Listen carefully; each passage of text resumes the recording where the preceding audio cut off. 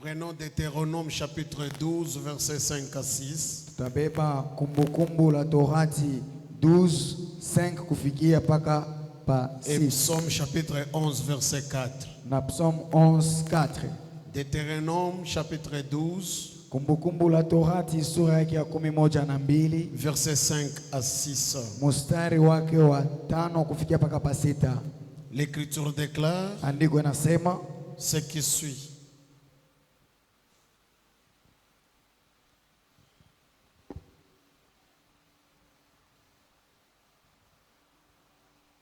Mais vous le chercherez à sa demeure. Na mutamutafuta kunyumba yake.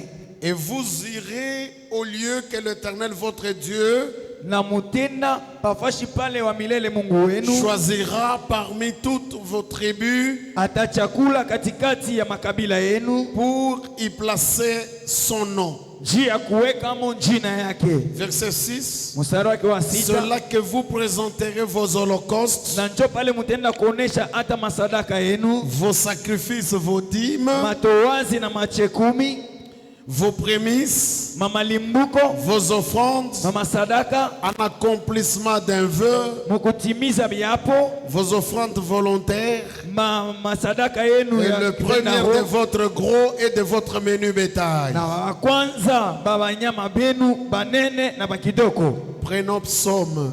Tubebeni tena hata Psaume. Psaume chapitre 11. Psaume sura yake ya 11 verset 4. mstari wake wa 4. Psaume chapitre 11. Psaume 11 verset 4 déclare ce qui suit. inasema hivi: L'Éternel est dans son saint temple.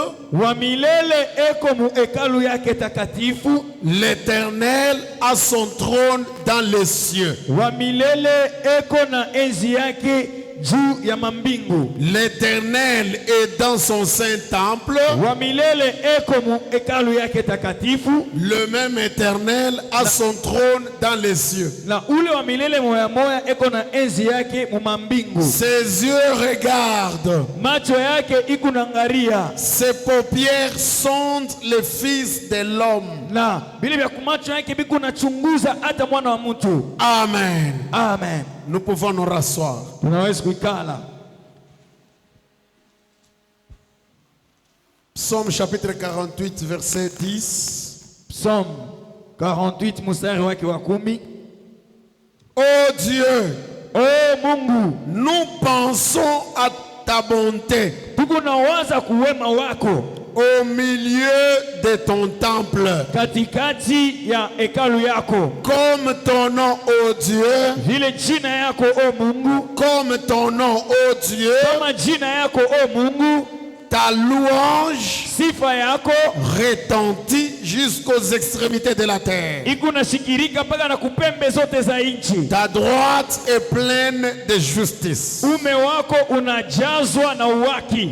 Nous sommes en train de parler sur les sanctuaires Tukunasemezea nchi ya pali patakatifu comme étant l'un des éléments constitutifs du système religieux. kama mmoja ya bintu bile binafanya system ya dini. Il n'y a pas d'un système religieux possible, il n'y a pas de possible système religieux, Hakuna kuwezekana kwa system ya dini qu'il soit étudiable des hommes ou des dieux, ikuwe ya shetani ya Mungu wala ya bantu, sans que ces derniers puissent avoir un élément. bila ile system ikuwe na kintu kimoya, Et cet élément-là est appelé sanctuaire. na kile kintu kile kinaitiwa pali patakatifu. Les noms à vénérer Jina ya kuabudu dans un système religieux mu system moya ya dini et réside en un lieu, inekalaka ibu nekala pafashi fulani, réside dans un cadre. inekalaka ibu nekala pafashi fulani, Ces lieux-là na ile fashi nekalaka ile njina fait office de résidence. so inyewe inafanya kile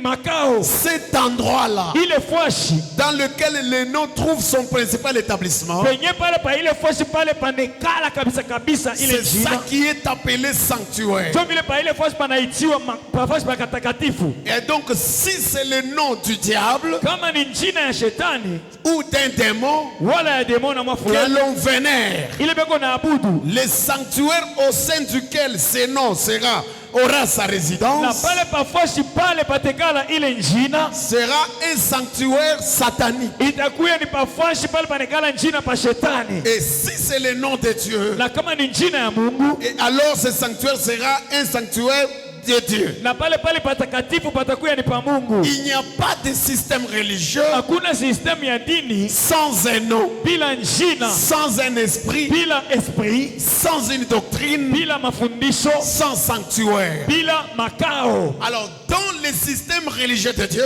Mu system ya dini ya Mungu on a vu tout ce qu'on a vu le matin. tuliona vile vyote tuliona asubuhi, Nous avons dit na tulisema qu'il y avait deux sortes de sanctuaires. kulikuya aina mbili ya pale Et patakatifu, on en a parlé. na tulisemezea hayo. Nous sommes arrivés au niveau Tulifikia hatua ile de voir ya kuona qu'après le sanctuaire ya kusema kisha ile pale qui patakatifu était portatif ile ilikuwa ya kunyangula, et que l'on appelait tabernacle, ile balikuwa beko naita ema, qui changeait des lieux géographiques, ilikuya iko nabadilika pafasi pale, on les banaanza portait, kuweka, on les transportait. banaanza kuinyangula beko nenda nayo Selon le mouvement de la marche. kufuatana na kwenda kwa bantu, Et cette marche dépendait de l'ange du Seigneur na kule kwenda kulikuwa kunalingana na malaika wa qui milele. se manifestait sous forme de la nuit et le Ule jour, alikuwa eko naonekanika kama nguzo la wingu ou sous jua, forme de la colonne de feu la nuit. wala kama nguzo la moto usiku. Et cela faisait que Na ile unaanza kuonyesha mkaba quand la nuée s'est déplacée, kama nguzo ina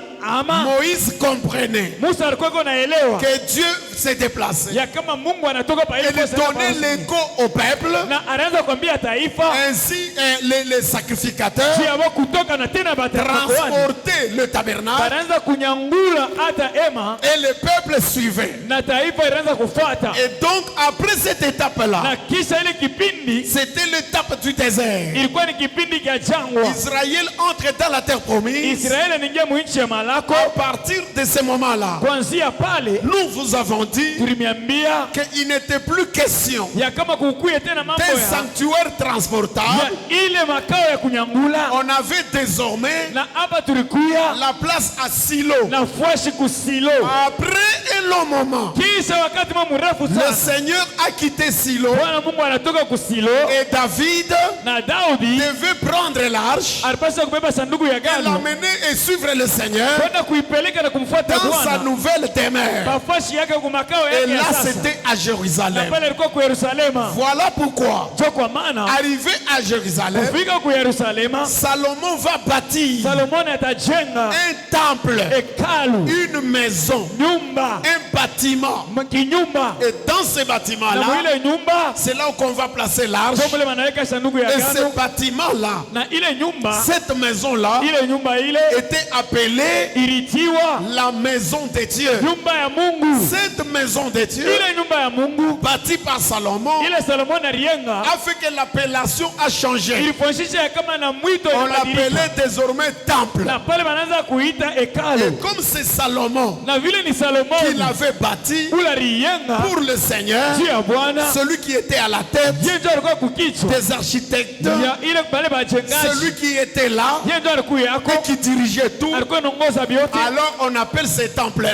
ile hekalu wanaanza le kuita temple de Salomon. hekalu ya Salomoni. Ce temple de Salomon Ile hekalu ya Salomoni était la maison de Dieu. ilikuwa ni nyumba ya Mungu. Il dit, Seigneur, Anasema Bwana, n'importe qui mtu yeyote qui viendra dans cette maison, ule atakuya hii nyumba, s'il invoque ton nom, kama naita jina yako exauce-le. umujibie, Même s'il est malade hata kama iko ou il mgonjwa a un problème, wala iko na mambo, dès qu'il entre en ce kama lieu tu anaingia pa hii et fuashi qu'il prie, anaomba exauce-le. umujibie, S'il a des souffrances, kama iko na magumu, il a des difficultés, iko na matatizo, il a des péchés, iko na manzambi, dès qu'il entre en ce kama tu lieu, anaingia pa hii fuashi il invoque ton nom, anaita jina yako exauce-le. réponse-le. Et umujibie. donc, Na cette maison-là, ile nyumba c'était un lieu de rendez-vous. inakuwa ni fasi ya La makutanishano bonté de Dieu ya uwema wa Mungu était désormais dans cette ulikuwa maison-là. mwile nyumba. Vous voulez jouir de la bonté de Kama Dieu. unapenda kufaidikia na wema Vous wa voulez Mungu, avoir les faveurs de Dieu. unapenda kupata mabati ya Vous Mungu, voulez avoir le salut unapenda éternel. kupokea wokovu ya Vous milele, devriez quitter là où vous unapaswa êtes, kutoka kule unekalaka vous rendre à uende Jérusalem ku Yerusalema et principalement na kabisa kabisa dans la maison de Dieu. nyumba ya Dieu Mungu. ne sauvait Mungu anaanza que kuokoa dans ce mpaka temple-là. mwile hekalu hili. Dieu n'exauçait les Mungu prières anaanza kujibia que maombi dans ce mpaka temple-là. mwile C'est hekalu. pourquoi David Kwa maana Daudi a dit dans Psaume alisema mzaburi 48 où on a lu 48 pale que tulisema, la bonté de l'Éternel anasema wema wa est milele dans son temple. iko mwekalu yake. L'Éternel Wa milele était dans ce temple-là. alikuwa mwile hekalu, Il était sur le trône alikuwa pa enzi au yake ciel mwa et mbingu, il était à la fois alikuwa tena mara sur la nyingine terre na dunia dans ce temple-là. mwile hekalu. Quand Dieu est dans son temple Wakati ile Mungu iko mwekalu et yake il y loge, na anekala ça ne hapo, signifie pas que son trône au ciel reste vacant. aina ya kusema enzi yake inabakia. Hapana, Dieu Mungu est assis sur son Mungu trône anaweza ikala pa enzi et en yake même temps il réside tena dans son mabala temple. moya iko mwekalu Et yake, alors Israël avait le salut na Israeli iko inapokea grâce wokovu à ce temple-là. kupitia ile hekalu. Lequel temple était construit par Ile Salomon. hekalu ilijengewa na Maintenant Solomoni. nous allons voir Hasa tutaona comment au cours des âges, namna kufuatana na bizazi bila avec les changements des systèmes na religieux, mabadiliko ya masistemu ya madini avec les changements des plus grandes na dispensations, mabadiliko ya misimamisho mikubwa sana, de quelle manière kwa namna ile ce temple-là ile hekalu va évoluer. iliendelea. Ce temple-là de Ile Salomon hekalu ya Solomoni connaîtra une évolution. ilikuwa iko inabadilika, Connaîtra une évolution. ilikuwa iko inaendelea,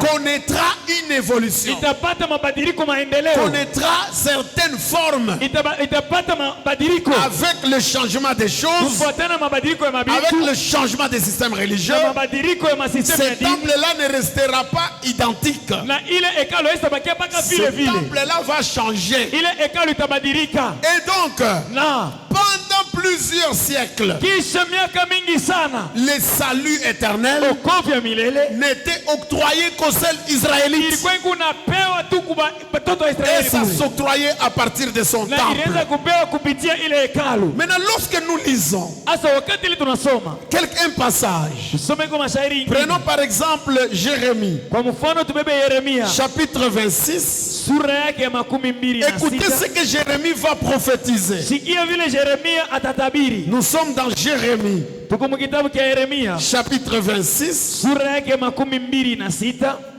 Nous allons un peu beaucoup lire. Verset 18. Tutasoma sana mstari wake wa 18. L'Écriture dit, Andiko inasema Michée, c'est Jérémie qui prophétise en rappelant la prophétie de Michée. hapa ni Yeremia eko na tabiri, mkukumbusha hata ile tabiri ya Mishe. Michée de Morechet, Mishe ule wa Konserchete prophétisé du temps d'Ézéchias, alikuwa na tabiri wakati ya Ezekias roi de Juda. mfalme wa Yuda. C'est Jérémie qui prophétise Hapa ni Yeremia eko na en tabiri répétant la prophétie de Michée de Morechet. mkurudiriria mu matabiri ya Mishe.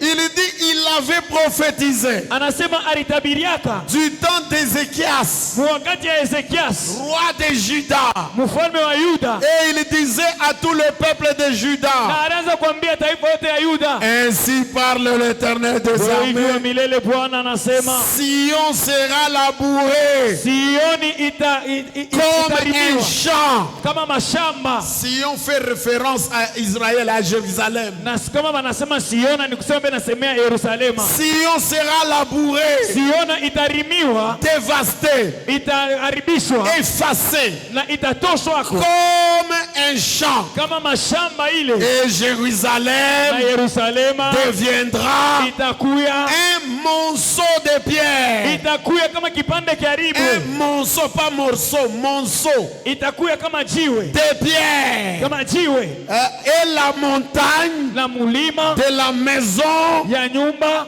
une haute forêt. itakuwa kama ni ile pori ya juu sana munene Ici, sana. la prophétie dit simplement ceci. Na hapa hii matabiri napenda kusema hivi. Vous voyez le temple, Unaona hekalu, le temple que nous avons là, ile hekalu ile tuko nayo, construit par Salomon. ile inajengewa na Solomoni. Vous voyez la montagne où elle est bâtie. Unaiona pa mulima pale inajengewa. Vous voyez Jérusalem là. Unaona Yerusalema yote ile, Tout ça, vile vyote d'ici là, kumwenda mashiku huku ça sera dévasté. itaharibishwa. Donc, la prophétie ici fait tout simplement dire Hii matabiri inapenda tu kusema que le temple allait être détruit. ya kusema hekalu ilipaswa kubomolewa, Que la montagne là, na ile mulima sur laquelle on avait bâti ce temple, pale yulu yeye bariengea ile hekalu deviendra une forêt. ilipaswa kuya pori, Les arbres vont y pousser, c'est-à-dire que ce sera une montagne abandonnée. michi itaota kwa itakuwa ni mulima yenye kuachiliwa, Et puis Jérusalem là na Yerusalema yote sera dévastée. itabomolewa, itaribishwa. Ça, c'était la prophétie du prophète Michée Hii ilikuwa ni matabiri ya nabii qui Mishe, était relayée ile ilisemewa tena par le prophète Jérémie. kwa kupitia nabii Et Yeremia. pourtant, longtemps avant, Japo zamani sana David avait prophétisé sur ça. Daudi alikuwa kasha kusemezea hapo. Regardez ce qu'il dit Oneni vile anasema dans Psaume Mzaburi chapitre 79. mstari wake wa 79, Psaume chapitre 79, Zaburi 79 le verset 1er. mstari wake wa kwanza. Oh Dieu, Oh wa les milele, nations mataifa ont envahi ton héritage. inatawala urithi wako. D'héritage dont question ici, Na ile urithi ile c'est inasemezea la hapa maison de Dieu inakuwa ni nyumba ya Mungu que Salomon ile Salomoni avait bâti comme héritage pour Dieu. alijenga kama urithi ya Mungu, Et les générations, na vile vizazi les vingine générations et mabizazi des générations en na Israël vizazi vingine mu Israeli héritaient de ces biens-là, bilikuwa bikuna rithi ile de kitu cette maison-là de Dieu. ile nyumba ya Mungu. Mais David, en chantant, Asa Daudi mkwimba il dit ceci: anasema hivi, Oh Dieu, oh Mungu, les nations mataifa ont envahi ton héritage. inatawala urithi yako. Ça fait allusion au temple. Ilikuwa unasemezea hekalu, Elles ont profané ton saint temple. banakufuru hekalu yako Tout takatifu. cet héritage-là, c'est le saint temple. Ile urithi ilikuwa ni hekalu takatifu. Elles ont fait de Jérusalem Bana- un monceau de pierre. Banaifanya Yerusalema kuwe kijiwe. Elles ont livré les cadavres de tes serviteurs en pâture aux oiseaux du ciel. Banabeba hata bitumba vya maiti batumishi yako, banavifanya kuya chakula La ya ndege chair de salama. tes fidèles. Na mili La chair de tes fidèles. na mwili ya batakatifu yako Aux bêtes de la terre. banakaburia banyama ba pabulongo, Elles ont versé leur sang comme de l'eau banamwanga damu kama tout maji autour de Jérusalem. kando kando ya Il Yerusalema. n'y a eu personne Akukuya muntu pour les enterrer. juu ya kubashika, Nous sommes devenus tunakuya un objet d'opprobre kishina kya aya pour nos voisins, juu ya bale banatuzunguluka, des moqueries kuchekelewa et des risées na kule pour tous ceux kuhubiriwa qui nous kwa entourent. wale wote wako kando kando yetu. Sentez la pertinence de cette prophétie. Na hii iko nasemezea mafaa ya hii Vous matabiri. sentez la pertinence Unashikia mafaa de cette ya prophétie. hii matabiri. Ici, Hapa le psalmiste huyu mwimbaji chante, mais il parle des choses qui vont arriver. eko na imba na kusema njuu ya bintu vile vitakuya, Et tous ces événements, na ima mambo yote tels que écrit ici, hivi banaitaya hapa en rapport kulingana na avec Jérémie, na Yeremia chapitre 26, sura yake ya verset 18 qu'on venait de lire. mstari yake ya 18 ile tunatokea kusoma. Et tout ce passage, ces prophéties, plusieurs années après, Kisha miaka mingi baadaye ça va s'accomplir. itatimilika, Le temple va être détruit, hekalu itabomolewa, Jérusalem va être dévasté Yerusalema itaharibishwa par Titus kupitia Titus et les Romains. na Waroma. Le général Titus Ule jemadari Titus et l'armée romaine na ile siasa ya Waroma vont détruire le temple, so bataharibu hekalu, vont dévaster Jérusalem. batatawala Yerusalema. Mais avant eux, mbele yao il y a eu une première destruction. kulikuwa mbele uharibifu wa kwanza. Cette destruction, Ile uharibifu l'auteur c'était Nebuchadnezzar. na mwenyewe ule alikuwa mwanzishi ilikuwa ni C'était Nebukadnezar.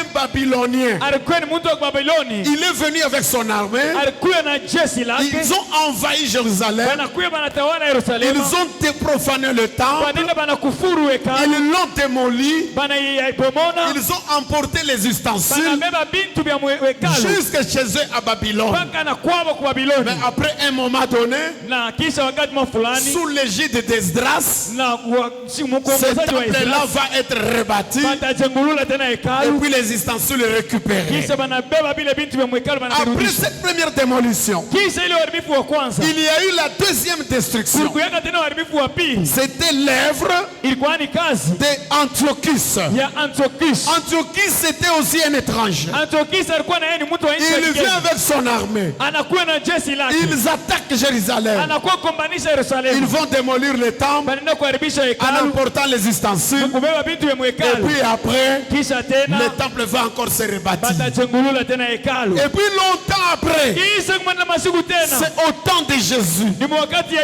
Yesu. Pour avoir livré Jésus, Juu ya vile walimtoa Yesu. Dieu a quitté le temple. Mungu alitoka hekalu. Nous verrons cela Tutaiona. et nous verrons que ce temple-là Ataona kama ile hekalu sera détruit en itabomolewa accomplissement kutimilika des prophéties que nous venons de kama lire. matabiri tunatoka Le kusoma. sang va couler à Jérusalem. Damu itamwingia kwa Yerusalemu Les dépouilles ne seront pas enterrées. na vitumba vya maiti ya basa Certains, lishika une fine minorité va aller en exil. na wengine walipaswa kukimbia wanaenda maiti ya C'était kigeni. un désastre. Ilikuwa ni uharibifu, C'était vraiment terrible. ilikuwa hatari, Une catastrophe sans précédent. ilikuwa mambo ya nguvu ile Et c'était yafanyika vraiment grave. na ilikuwa matata Un véritable carnage. na ilikuwa ni uwaji Or, kabisa. David l'avait prédit. Ile Daudi alitangulia kusema, Jérémie l'avait prophétisé. Yeremia alitabiri, Michel l'avait prédit. Mishe alitangulia Et kusema, même Jésus l'avait hata prédit. Yesu mwenyewe alitangulia Et kusema. donc maintenant vous voyez, Na hapa mnaona ce temple-là va être détruit. ile hekalu itabomolewa. Dieu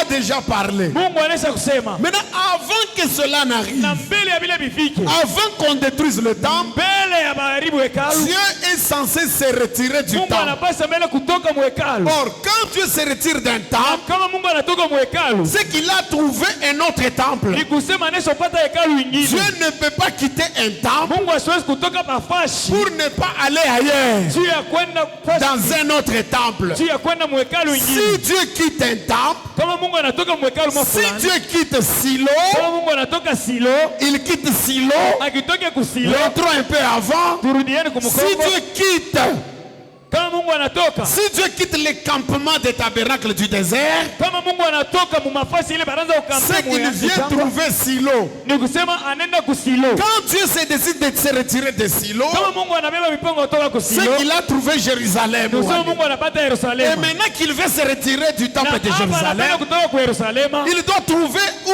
aller. anapaswa kupata kwa yeye Il kwenda. veut se retirer du temple de Salomon. Anapenda atoke mu hekalu ya Salomoni. Maintenant, il ira où? Sasa tenda wapi? Où est-ce qu'il ira? Ni wapi kula Il faut tena? qu'il y ait un autre temple Inapendeza kwa hekalu qui ingine. va abriter Dieu. Mule mutekala Il faut Mungu. qu'il trouve un autre lieu de Inapendeza résidence. pate fasi ingine ya Il makao. faut qu'il trouve un autre abri sur la Inapendeza terre. pate makao ingine. Parce que souvenez-vous Tukumbukeni, que pendant tout ce temps, muwai wakati nous yote sommes dans la période de semailles. tuko mu wakati ya kuotesha. Nous sommes dans le siècle présent. Tuko mu wakati ya Nous sasa. sommes dans un temps de salut. Tuko mu wakati ya wokovu. Dieu ne peut pas quitter la terre, rentrer au ciel Mungu définitivement. asiwezi kutoka pa dunia na kwenda Il kumlipa doit avoir Mungu. une résidence sur la terre. Anapaswa Il kuwa doit na pale pa avoir dunia. un sanctuaire Anapaswa kuwa na pale patakatifu afin d'octroyer le salut aux ili nécessités, alete okovu kubale wanailazimishwa afin de sauver les hommes. ili aokoe manafsi. Maintenant, il veut quitter. Hasa anapenda Où kutoka, est-ce qu'il va aller? atenda wapi? Amen, amen. Amen. Comme c'est un Dieu qui sait prévenir, Vile ni Mungu anatangulia kutayarisha. alors regardez ce que Dieu va faire. Oneni vile Mungu alifanya. Dieu, sachant que le temple sera détruit, Mungu mwenye kutangulia kujua ya kama hekalu et itabomolewa. avant sa démolition, Dieu doit le quitter. Na mbele ya ibomolewe Mungu anapaswa kutoka hapa. Alors il prédit déjà, Anatangulia kusema, il dit déjà ce qu'il entrevoit. anasema vile vinapaswa kufika. C'est pourquoi Zacharie, Ndio kwa maana Zakaria chapitre 6, sura yake ya 6 verset 12. mstari wake wa 11 Voilà na une 12. autre prophétie. Shikieni tena matabiri ingine. Zacharie 6, 12. Zakaria 6:12. Le prophète Zacharie dit ceci. Na huyu nabii Zakaria anasema Il hivi. dit, voici un homme Anasema oneni dont le nom est Germe. ule njina inakuwa ni germe. Cet homme appelé Germe, Huyu mtu mwenye kuitiwa chipuko il germera. atachipuka. Écoutez bien, Shikieni mzuri. en son lieu. Bafashi yake. En son lieu. Bafashi Parce yake. que Dieu lui-même, Tu Mungu yeye mwenyewe. quand il veut se manifester, Kama anapenda kuonekana. lui-même se choisit les lieux d'adoration. Yeye mwenyewe analichakurianga fashi ile mapasa kumwabudia hapo. Il germera en son lieu. Atachipuka mafashi yake. En son lieu, là où il va germer, Na pale pote atachipuka. Zacharie ajoute, il dit, Zakaria anaongeza na kusema et il y bâtira na atajenga le temple hekalu de l'Éternel. ya milele. L'homme en question là-bas, Pale appelé Germe, ule mtu ile wanaita chipuko. prophétiquement Germe, Kimatabiri ule wanaita chipuko. ce n'est pas quelqu'un d'autre, c'est Jésus. Haina mtu mwingine isipokuwa Yesu. Et les lieux en question là-bas, Na fashi ile wanasemea pale. les lieux qu'il a choisi, qu'il va choisir, Fashi ile anapaswa kuchakula. c'est toujours Jérusalem. Ni mpaka mu Yerusalema. C'est là où il va germer. Jomo la tachipuka. Et puis quand il germe là-bas, Na kama na chipuka, la Bible dit, Biblia inasema il doit bâtir atajenga un temple pour l'Éternel. hekalu juu ya milele. Il va bâtir lui-même. Yeye mwenyewe atajenga Pourquoi? juu ya nini? Parce que l'Écriture dit, Juu andiko inasema l'Éternel wa milele n'habitera pas hastawezi kudumu dans ce qui est fait de main d'homme. vile vinafanyishwa na mikono ya bantu. Il doit se bâtir le temple lui-même, Yeye mwenyewe anapaswa kujijengea hekalu. au lieu choisi par lui-même, Mafashi la ririchakuria et lui-même va y germer na yeye mwenyewe ata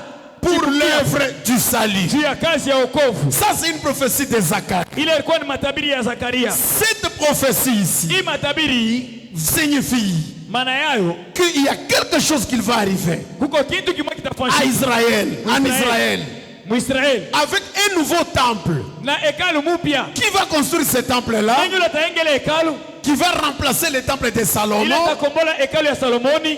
qui va se détruire, Ile itabomolewa. que Dieu va quitter. Ile Mungu atatoka. Alors, qui va bâtir ce nouveau Nani temple yule ataengele hekalu en mupya? Israël? Muisraeli C'est le Seigneur Jésus lui-même. ni Bwana Yesu ye moya. C'est le Messie. Ni Mesia. Donc, cette prophétie Hii matabiri parle du Messie iko nasemezea Mesia en sa première venue mkuye kwake kwa kwanza pour le salut, juu ya wokovu, pour le rachat, l'expiation. juu ya ukombozi na ondoleo wa Mais dhambi. cette prophétie Na hii matabiri va encore s'accomplir itatimilika tena lors du règne millénaire. wakati ya utawala wa Milan. Maintenant, Sasa nous comprenons qu'un temple va se bâtir par celui qui vient, qu'on appelle Germe. tunaelewa ya kama hekalu itajengewa kwa ule kona kuya naitiwa chipuko. Mais maintenant, Sasa Dieu va se retirer du temple de Salomon. Mungu anapaswa kutoka mwekalu ya Salomoni. Alors le peuple, les Juifs, Sasa taifa Bayuda on le voit en vision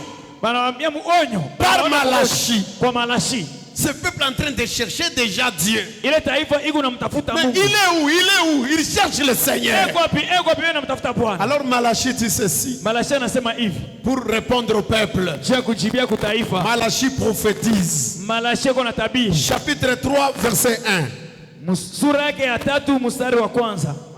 Chapitre 3, verset 1. Sura yake ya 3 mstari wa kwanza. Voici, Oneni, c'est Malachi qui prophétise. ni Malachi iko na tabiri. Amen. Amen.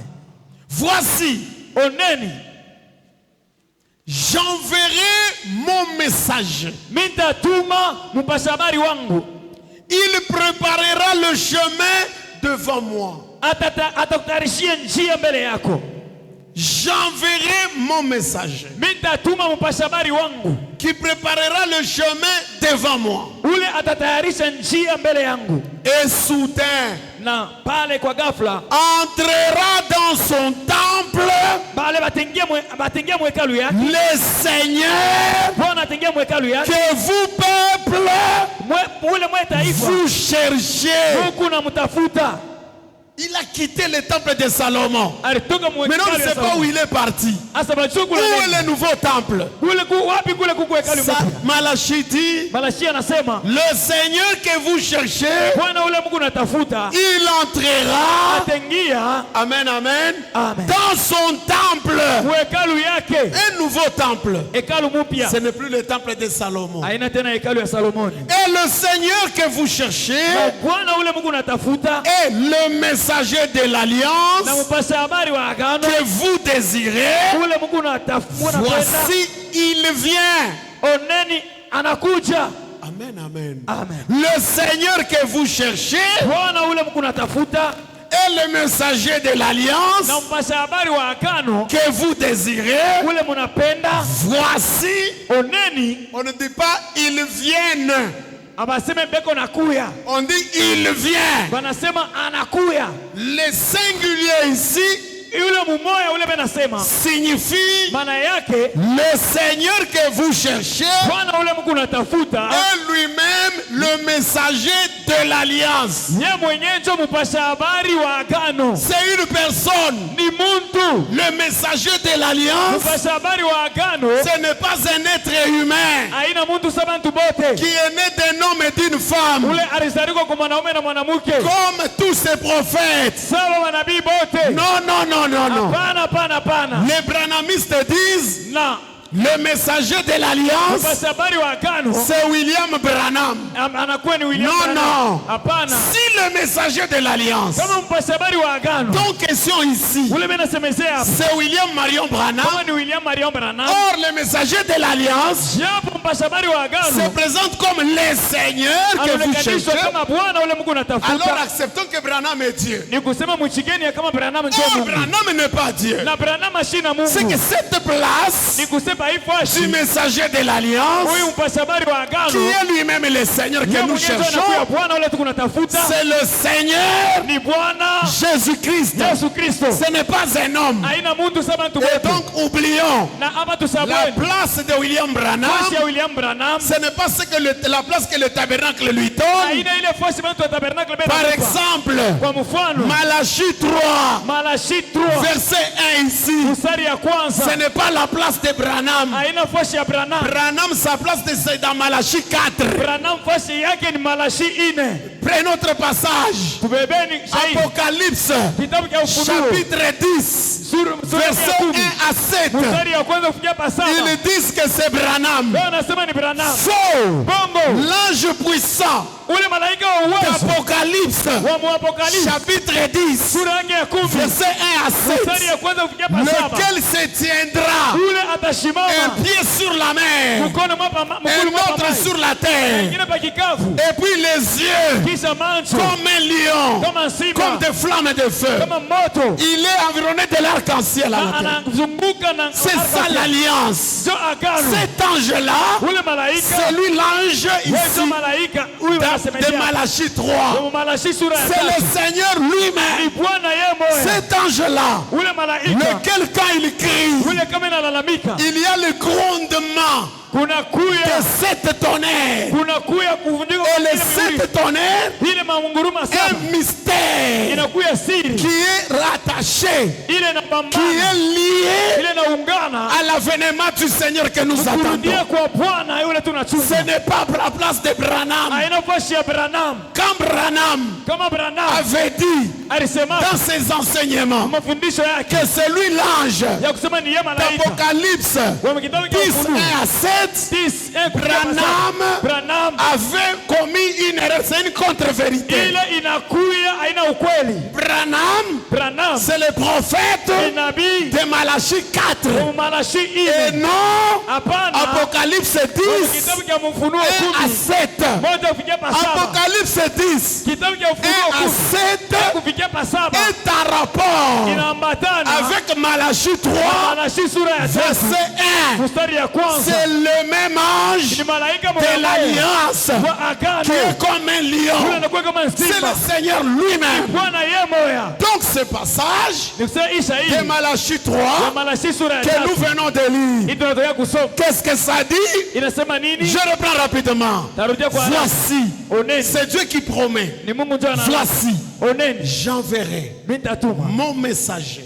mpasha habari wangu. Ce messager ici, Na ule mpasha habari c'est Jean-Baptiste. ni Yohane Mbatizaji. Voilà sa mission. Oneni kazi Il yake, préparera atatayarisha le chemin njia devant moi. mbele yangu. C'est Jean-Baptiste Ni Yohane qui Mbatizaji avait préparé ule le alitayarisha chemin njia devant mbele celui qui venait. ya ule alikuwa Il inakuja. prépare pour qui?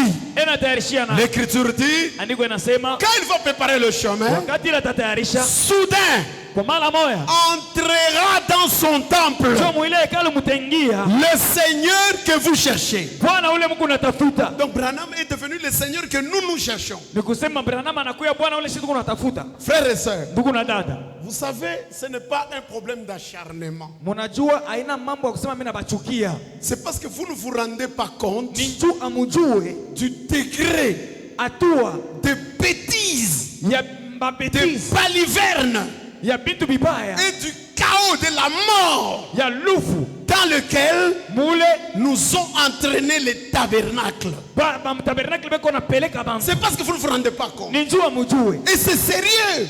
na ni bia sérieux. Allez dans leur soi-disant tabernacle. Mwendeni mu ile ma hekalu yabo. C'est des milliers de personnes. Ni bantu mingi tele. Que nous voyons toutes ces personnes-là, comment ils se dirigent en enfer. Na kama kunaona bale bantu vile beko na mumoto. Ça ne peut que faire mal. Biku na uma. Et nous ne pouvons que parler. Na tunapaswa baka kusema. Les tabernacles ont mené trop de bêtises sur la planète Terre. Na matabernakli beko nafanya mabetizi ya mingi sana. Il y a eux. Kukubo. Et il y a les églises de réveil. Na makanisa ya amsho. C'est des histoires Ni mabitu yanafanya kazi. qui ont amené l'évangile de voyage. Ni banani bale baleta mainjili ya masafari. Avez-vous déjà vu Paul prêcher le voyage? Mwa mwonaga Paulo na hubiri masafari. Avez-vous lu dans le livre de Pierre? Mwa mnasoma tu mu kitabu kia Petro. Pierre dit, venez croyez au Seigneur, vous allez voyager. Petro amembe tu aseme kwa muamini kwa Bwana nchu mtasafiri. Tous ces gens-là Bale bantu bote. ne prêchaient que Christ Barikome na et le royaume des cieux. na ufalme Les mbingu. voyages et les autres choses Masafari na mabitu sont vingine. des surcroît. Inakuwa ni vitu vya matapishi. Ce n'est pas ça le principal. Haina hiyo ndio kifukuzio. Ça, c'est les accessoires. Ile inakuwa ni vitu vya shimo mafaa. Prêchons le principal. Tuhubiri kia msingi. Les surcroît viendront de Vitu soi. vingine vitarikuia. Amen. Nous disons Amen. Amen. Frère, c'est sérieux. Ndugu, biko bia Quand vous sérieux. suivez ce que le tabernacle prêche, c'est parce que vous le voyez de loin. Munebone yaka ni lombari. Tous les tabernacles, mais ce sont des faux. Ni bantu bia bongo. Depuis la mort du prophète Branham, Tangia lufu la nabii Branham. vous savez que chaque tabernacle que vous voyez, même si ça a 5 personnes, Munajua leur kama kila représentant tabernacle légal, c'est ces pasteurs-là de 5 personnes, ils sont là, ils ont leur doctrine, selon leur compréhension, et la plupart d'entre ceux-là qui enseignent dans des tabernacles n'ont pas étudié. tangia Branham alikufaka. Hii matabernakle yote hii Mungu naona. Kama ule pastori beko na hata kama beko bantu 10, ndio Il y representant a legal wao. un autre primérien, Beko na mafundisho yabo un baba wenyewe. primérien qui est Kinshasa, Kuu mwingine alifuna tu masomo ya primero Kinshasa. qui dit Branham est Dieu. Anasema Branham ni Mungu. Il est venu même s'il a tenu des campagnes. Na alifanya Il hata passe dans les makampani. réseaux sociaux pour me répondre. Anapita kwa rezo sosio nje kunijibu. Parce que je vous ai dit ici Tumi nilisema hapa que Branham n'est pas Dieu. ya kama Branham Il n'a haina jamais Mungu. été Dieu. Il ne sera pas Dieu. Na Lui asikuweka passe Mungu. avec des brochures et Aba se met mabrochure. à répondre coup sur coup. Na anaanza kujibu Quelle kujibu. bêtise! Ni Ce monsieur a arrêté ses études en 3e primaire à Kolwezi. na ule bwana ule anataka masomo mu 3e primaire kukolezi. Nous sauvons les âmes et nous les sauverons sur cette terre Kuna avec uvoma Jésus. na tutaiokoa Pas avec Branham, avec Jésus. Pamoja na Yesu hapana pamoja na Branham. Et quand ils racontent leurs histoires, je vous dis c'est des histoires. Na kama inafasiri ile mambo yabo ni mabintu benasema. Ils vous disent, Bene niambia kwa mfano non, il y a 2 enlèvements. huko utakuwa maunyanyulivu mbili. Il y a l'enlèvement des Thessaloniciens Kuku unyanyulivu ya mu Tesalonikia et il y a l'enlèvement d'Apocalypse. na unyanyulivu ya mu Ufunuo. L'enlèvement d'Apocalypse, Unyanyulivu ya mu c'est Ufunuo quand Dieu a dit à Jean, monte ici ni wakati ile Mungu alimwambia wewe et je te panda ferai voir ce qui va venir. na mimi nitakuonesha vile vitakuwa. C'est l'homme qu'il a déjà Ni accompli. Branham ndio kuitimiza Et aujourd'hui, na leo hii quiconque croit dans Branham ule utanaminia Branham comme Dieu kama Mungu ou comme super prophète, wala kama nabii wa il juu ya n'est manabii plus dans wote. la Odyssée. ashina tena mlaodikia. Laodicée est déjà finie. Laodikia ishakuisha. Il est déjà dans l'âge de la pierre des fêtes. Nikusema anaingia mkizazi cha jiwe ya karamu. Et des choses comme ça. Na vile vya Et puis vile je m'étonne. na ni unashangaa. Pour certains. Dieu Non, béni. quand il prêche, Kama inahubiri qu'il ne cite pas les églises.